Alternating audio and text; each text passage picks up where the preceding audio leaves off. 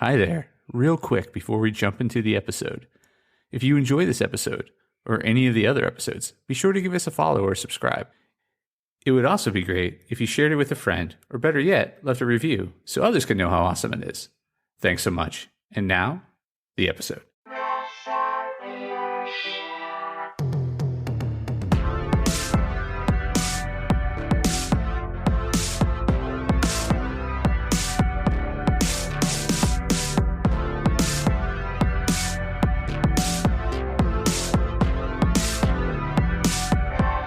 Hey there, Press Starters, and welcome to the Press Start Leadership Podcast, the podcast about game-changing leadership, teaching you how to get the most out of your product and development team and become the leader you were meant to be.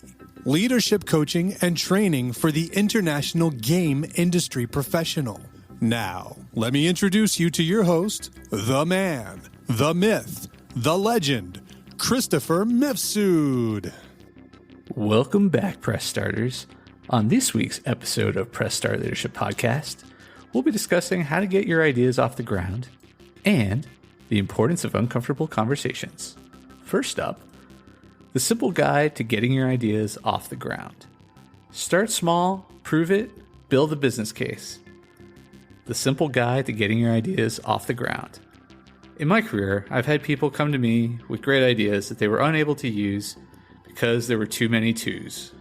Too big, too costly, too much of a change for the organization at the moment. Just because something has too many twos, that doesn't mean you should abandon the idea altogether. In fact, I have some advice for all the twos out there. Here is the simple guide to getting your ideas off the ground. 1. Start small. 2. Prove it. 3. Build the business case. Think about your idea like making a product. You can spend all day thinking of the nice to haves, but you still need to start with the MVP, minimum viable product. What is the smallest functional version of your idea that demonstrates the process, the change, or how the tool works? In video games, we call that a vertical slice. Can you show that the base functionality of a game works? Ultimately, that's more important than all the bells and whistles that get added later. It doesn't matter how many sweet tats the main character has if their lateral movement makes you want to throw your controller through the window.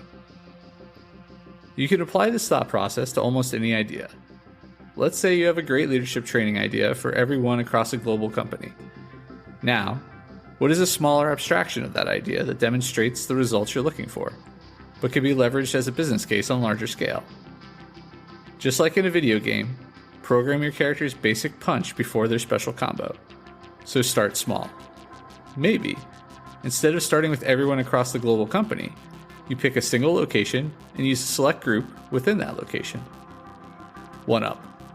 Be a little selective. Choose a group that is more likely to demonstrate the benefits of your new process. In the business, we call this stacking the deck. It may still be out of your control. And if your idea is as strong as you think, the group shouldn't matter. But it never hurts to have an extra edge. Then, you have to prove your idea works. Find the smallest group for the lowest cost with the lowest risk to prove your grand plan. Why? Think about Street Fighter. Do you think they built all the locations at once? No. They chose and tested one place, like E Honda's sauna, before moving on to the boat dock, the airplane hangar, and that dope room with all the elephants in it. If your idea works, combine your results, some testimonials, and a scalable budget for a ready-to-present business case for your big idea. While it's never a guarantee, it's hard to argue against logic, and a solid business case should sell your idea to most business-savvy stakeholders. Your persistence and ingenuity alone should warrant some bonus points, and maybe a leg up on getting your project off the ground. No matter what the outcome, you're one step closer to achieving your goals, instead of taking no for an answer. And that's a simple guide for getting your ideas off the ground. Let me know your tips for getting ideas off the ground in the comments below. All right, next up, the importance of uncomfortable conversations. How to have them and how to grow from them. If you read my blog regularly or listen to my podcast, you know I'm all about positivity, especially positive feedback. As a leader, I don't encourage criticism because it tends to be mostly negative and unproductive. That said, some of my most pivotal moments have come from uncomfortable conversations. I'm not talking about salary negotiations or other unpleasant logistical conversations.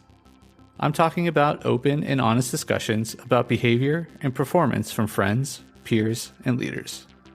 These types of uncomfortable conversations are the most important and challenging conversations one can have as a leader, and as a human for that matter.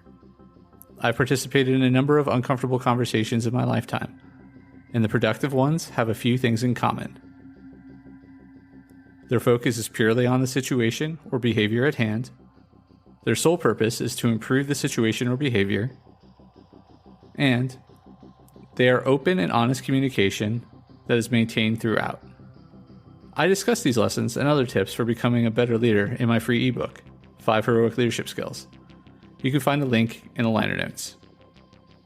Today, however, I'd like to talk about the conversations where I was on the receiving end of the discomfort. While the point of those uncomfortable conversations may have been to improve interactions with my friends and peers, or to make me a better person, they didn't mean they were a walk in the park. Some were about small changes, many were about moments of ignorance, and a few called for serious time and reflection to modify bad habits or routines. It took me years to become less defensive when I received feedback. In fact, one of my earliest uncomfortable conversations was about being defensive. Because my boss was willing to have that uncomfortable conversation with me, it opened me up to receiving and even seeking out feedback that improved my life. When I look back, I realized there were a few reasons I could lower my guard and take that feedback. 1. The issue was explained to me privately. 2. The issue was addressed immediately after it happened. 3. It was posed as a question, not an accusation. 4. We were able to get to the why of the issues together. If you tend to get defensive, try to keep in mind if someone is willing to come to you with an open and honest feedback and earnestly wants you to grow, it's probably very important to them. Most people have a fear of confrontation, and if they are willing to work through their own fear to help you grow, they most likely value you. This is a friend coming to you, it probably means they want to make your relationship more comfortable. Otherwise, they would ghost or avoid you, tolerating the behavior only when necessary. If it's a peer, they're likely trying to improve their work environment before taking other steps like talking to a boss or looking for a transfer. If they didn't like or respect you, they'd skip that step entirely. If it's a leader, they most likely want to see you succeed. So, people really want the best for us, and the end result is likely to be positive. Then why are the conversations so uncomfortable? Well, there's a few reasons. A, humans aren't the best communicators. B, we make assumptions. C, we don't always take feedback well, even when it's well-intentioned but should. D, even well-intentioned feedback can be hard to take when ego and self-image get in the way. At the end of the day, it is up to you what you do with honest and constructive feedback, and whether you'll dismiss it or make something of it. If you apply it, it'll make you a better friend, a better coworker, and at the end, a better leader. This is why it's so important to have those uncomfortable conversations for yourself and in turn with the folks you lead and want to succeed. What do you think about the importance of uncomfortable conversations? Let me know in the comments below. That's this week's episode of Press Start Leadership Podcast. Thanks for tuning in, and as always, thanks for being awesome. Give us a follow, a like, a share, and even a review if you feel like it. We'd really appreciate it. Cheers. If you haven't downloaded my free ebook, 5 Heroic Leadership Skills, click on the link in the description. Tune in next week for your next episode of Press Start Leadership Podcast. Thank you.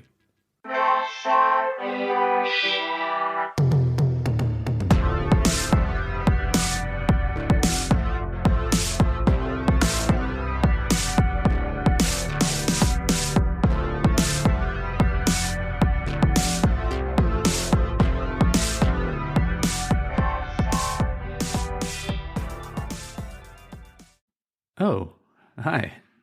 And the episode's over, but thanks for sticking around till the end. Be sure to check out more episodes in the playlist and new episodes every week on Monday. Follow or subscribe so you never miss an episode. Don't forget to leave a review. Thanks again for being awesome.